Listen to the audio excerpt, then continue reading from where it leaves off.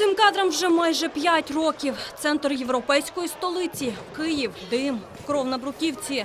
Палають шини і снайпери стріляють по беззбройних людях. То були найзапекліші дні Революції Гідності, перші загиблі на вулиці Грушевського, Небесна Сотня. Далі окупація Криму і російські гради на українському Донбасі. Ці дні добре пам'ятає Віталій Дейнега. Каже, тоді, в 2014-му, українці лише вчилися бути волонтерами. Для протестувальників на Майдан приносили ліки і їжу. Для військових у зоні АТО збирали гроші на форму і взуття. Сам Віталій Дейнега вирішив купувати для солдат бронежилети. На кожному перед відправкою на фронт пише «Повернись живим». Ці слова згодом стануть назвою для його благодійного фонду. 10 травня 2014 року я прочитав новину про те, що в засідку потрапила 95-та бригада і що було, якщо не помиляюсь, 6 загиблих. І мене це настільки якось вразило, я зрозумів тоді, що те, що відбувається, це серйозніше, ніж якась там локальна заворушка. Зрозумів, що тут треба терміново діяти, інакше біда. Кримський татарин Мустафа Османов у грудні 2013-го приїхав із кримського села Міжводне. Просто посеред Майдану Незалежності у величезному казані готував плов для євромайданівців. Такий вчинок не дивує голову Меджліса Рефата Чубарова, каже, волонтерство у його народу в крові. Пригадує, як небайдужі кримські татари приносили їжу до заблокованих вічливими людьми з російською зброєю в руках військових частин. Головне пам'ятати, народ з вами.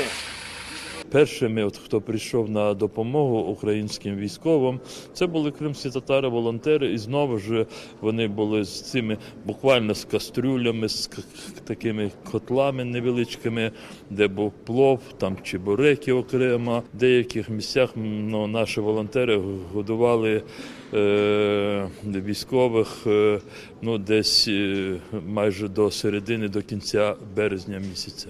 800 кілограмів продуктів і речей лише за 2 дні зібрали кримські татари для ув'язнених у московському Лефортово українських моряків. Реза Асанов розповідає, люди приносили картоплю, згущене молоко, консервацію, переказували гроші. Каже, особливо вразила одна бабуся, яка без вагань була готова віддати ледь не всю свою пенсію. В Белой Скале такая живет Нуриабай, Нуриапте. Я приехал к ней, она мне протягивает эту 1000. То есть, представьте, да, там больше 20% своего дохода она хочет отдать. Я отказался брать. Я сказал, что мы найдем деньги, от вашего имени положим. Она начала злиться, говорить, что чем мои деньги хуже, чем деньги других. Ну, пришлось мне взять, и меня это очень сильно, как вам сказать, всколыхнуло, да, что человек отдает, очень много.